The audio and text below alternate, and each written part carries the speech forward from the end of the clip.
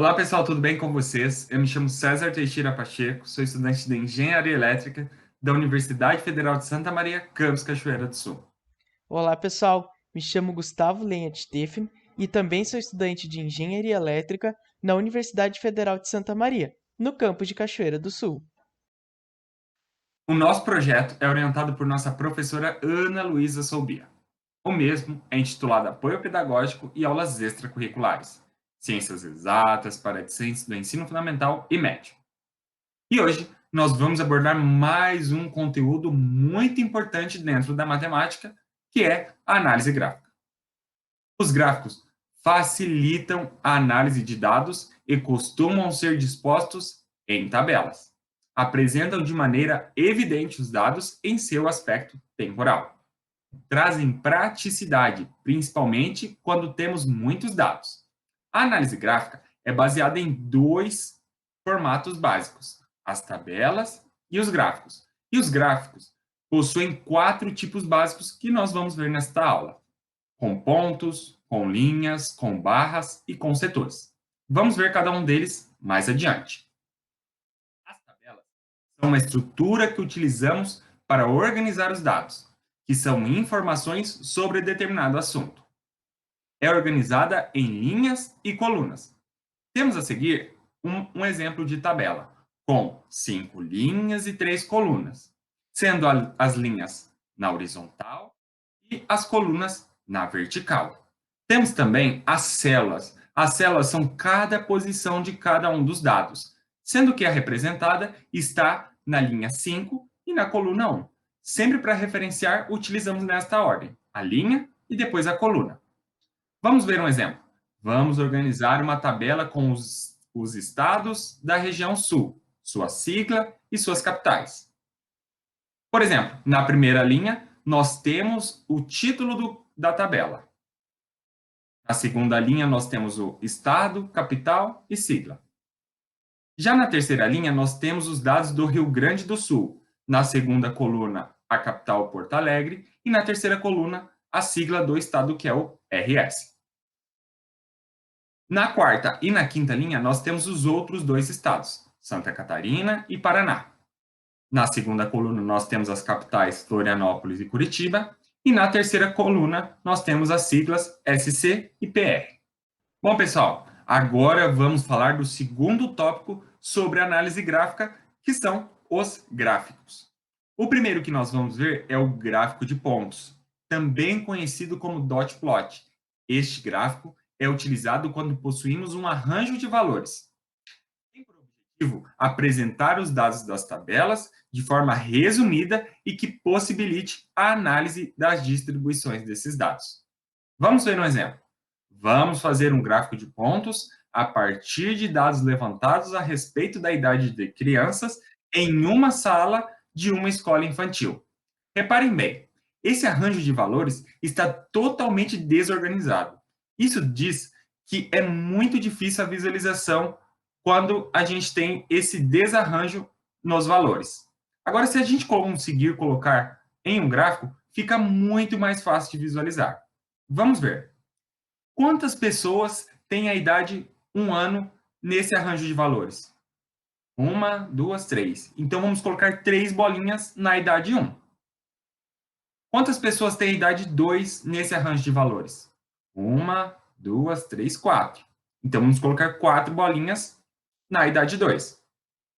Quantas pessoas têm a idade 3 nesse arranjo de valores? 3 pessoas. De 4 anos, 2 vezes. E de 5 anos, aparece apenas uma vez. Portanto, esse é o gráfico de pontos e facilitando assim a visualização dos valores do arranjo de valores. Vamos agora conversar sobre o gráfico de linhas, que é um dos tipos de gráfico mais utilizados, porque através dele a gente consegue enxergar tendências. Então, ele é utilizado em casos em que existe a necessidade de analisar dados ao longo de um tempo. Por isso, no eixo das abscissas, o eixo x, a gente representa o tempo, enquanto no eixo das ordenadas, o eixo y, a gente representa o outro dado em questão. Para elucidar isso, então, vamos fazer um exemplo, em que uma empresa deseja verificar o seu faturamento nos últimos 6 anos. Para isso, então, a gente tem o gráfico que mostra o faturamento da empresa nos últimos 6 anos. Para fazer o gráfico de linhas, a gente deve colocar no eixo X, então, os anos. No eixo Y, a gente vai colocar o faturamento. E agora a gente precisa marcar os pontos no gráfico. Por exemplo, no ano de 2012, a empresa faturou R$ 150 mil. Então, vamos marcar este ponto no gráfico. Assim, vamos fazer também com o ano de 2013, onde a empresa teve um faturamento de R$ 120 mil, e assim sucessivamente, marcando todos os pontos.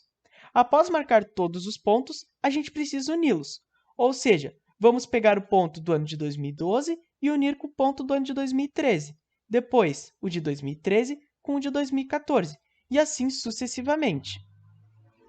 Aí está o nosso gráfico de linhas. A gente pode ver que ele é muito legal para ver tendências de crescimento ou de decrescimento. Uma coisa muito importante é que a gente não pode esquecer do título do gráfico. Agora, a gente vai falar sobre o gráfico de barras, que é parecido com o gráfico de linhas, porém, ele tem um objetivo maior de comparar as amostras. Para isso, a gente utiliza retângulos de determinada altura e largura. A altura é essa que deve ser proporcional ao dado envolvido. Para mostrar isso, então, a gente vai fazer o mesmo exemplo do gráfico anterior, comparando o faturamento da empresa nos últimos 6 anos. A montagem do gráfico é parecida. No eixo X, a gente coloca os anos e no eixo Y, a gente coloca o faturamento. Agora, porém, ao invés de marcar pontos, nós vamos criar retângulos no gráfico.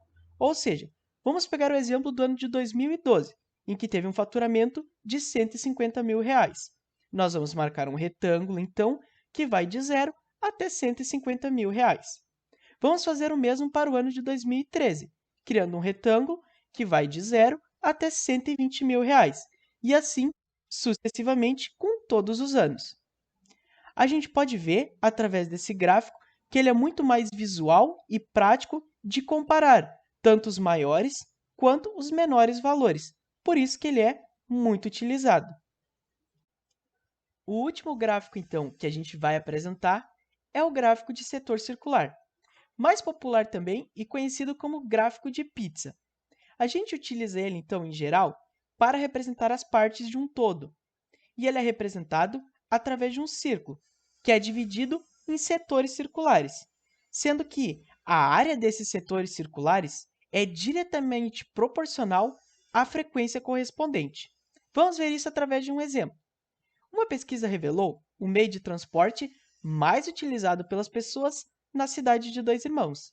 Então, na tabela, a gente tem o tipo de transporte e a porcentagem correspondente. Então, agora, a gente coloca esses dados no gráfico de pizza. E a gente vai perceber que o tamanho dos setores varia de acordo com a porcentagem. Ou seja, quanto maior a porcentagem, maior será o setor que ela vai corresponder. A gente pode ver, então, no gráfico de pizza, que o maior setor é o de transporte de carro, exatamente pelo fato de que ele representa a maior porcentagem. Ele também é um gráfico muito visual e fácil de entender o que ele está passando para a gente. Por isso que ele é muito utilizado.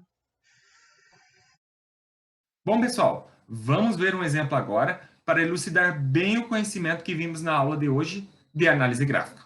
Vamos pegar, então, uma questão do Enem 2012. O dono de uma farmácia resolveu colocar à vista do público o gráfico mostrado a seguir, que representa a evolução do total de vendas em reais de certo medicamento ao longo do ano de 2011. De acordo com o gráfico, os meses em que ocorreram, respectivamente, a maior e menor venda absolutas em 2011 foram. Podemos notar que o gráfico é um gráfico de linhas. Temos que ver, então, quais são os pontos que possuem o maior valor no eixo vertical e o menor valor no eixo vertical, sendo que o eixo horizontal são, respectivamente, para os meses. Podemos ver, então, que no mês de junho nós temos o maior valor de venda. Já no mês de agosto, nós possuímos o menor valor da venda. Portanto, esses são os 2 meses respectivos, junho e agosto. Então, essa foi a nossa aula de análise gráfica. Eu espero vocês na nossa aula de média, módia e mediana. E até lá. Muito obrigado.